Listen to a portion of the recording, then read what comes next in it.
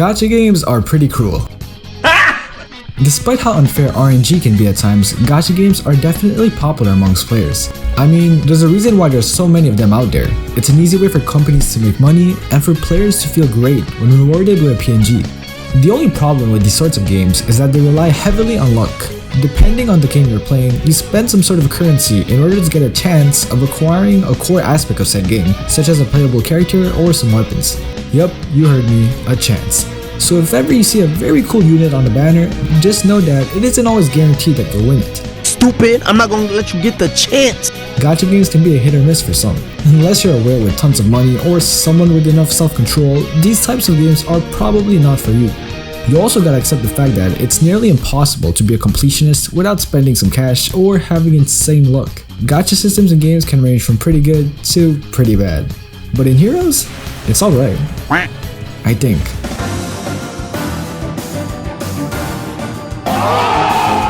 Fire Emblem Heroes' gacha system is pretty unique compared to other titles. When pulling for characters, you're given a circle of 5 stones, each of them giving a chance to summon a rare unit. By continuously summoning on the same circle, the cost to pull becomes cheaper. However, if you're sniping for a specific color, you don't have to go for every stone.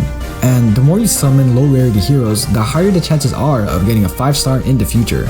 But that also increases the chances of getting a 5-star you don't want. Another thing about Fae is that for every banner, you get 1 free summon. And hey, if you get a 5-star on your first pull, enjoy that feeling. For some events, you're also given tickets to summon on banners. But orbs are the main currency of the game. And that begs the question, how do you get orbs? Well, to put it simply, you just play the game. Who would have thought? Not me. No, really. Fae is really generous. For pretty much every game mode out there, you will be rewarded with orbs. Arena, orbs. The story, orbs. Forging bonds, orbs. Tempest trials, a gajillion of orbs. Ether raids. But the point is, this game just constantly gives you currency. From the various modes, events, and daily logins, players on average can get up to 300 orbs per month, if you save them. Don't be surprised if you're broke after summoning the moment you reach 5 orbs. Not only that, but newer players have it even better, since there's already a wide variety of levels from the start. This game has been out since 2017, meaning that there's years worth of content in store for recent players. Like, completing every paralogue and story chapter up to now in every difficulty will net you more than 1,000 orbs, which is insane to believe. That's enough to get a full brigade, if you're lucky.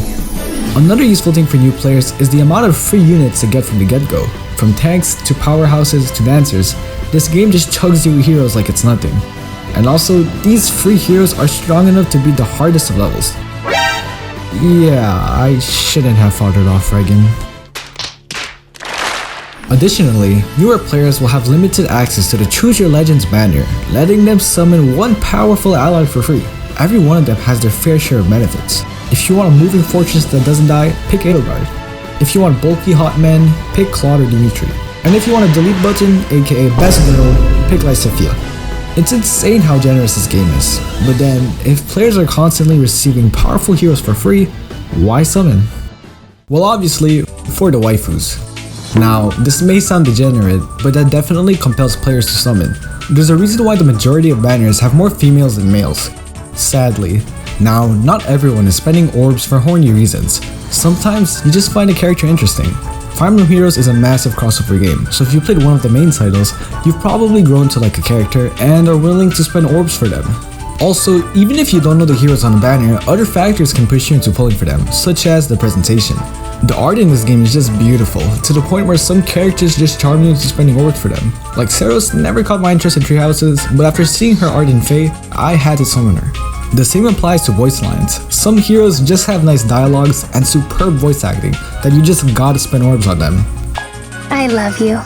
Shut up and take my money! Another reason as to why players summon is, well, to win. Like any gacha game, some characters are just way better than others.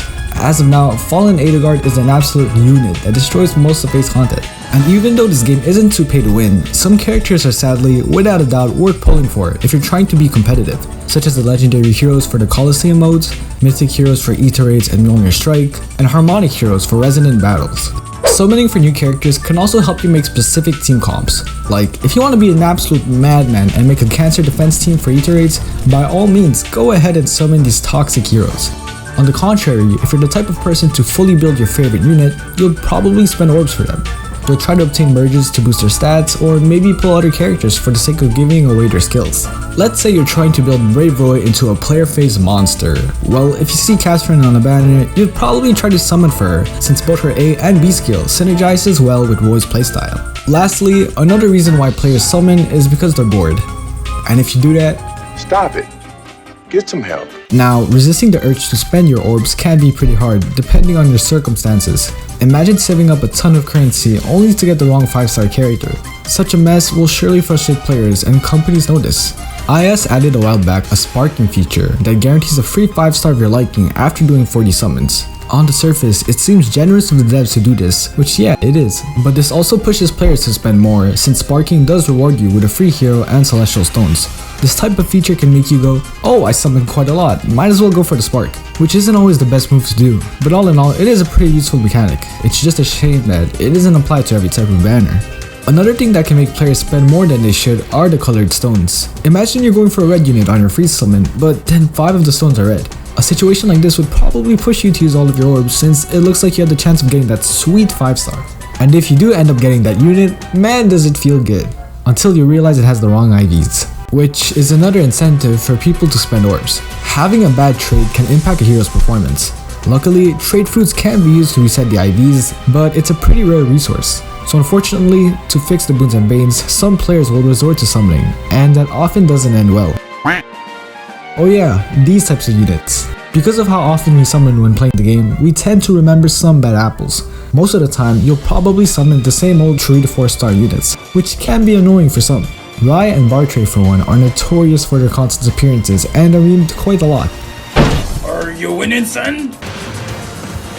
Other heroes that have a bad reputation when summoning are the low rarity characters that have more than one box of dialogue. Like, when you pull them, not only did you fail to summon a 5-star, but you're now forced to wait for their text to end. And some of them can be really long. They're just rubbing it in your face how unlucky you are.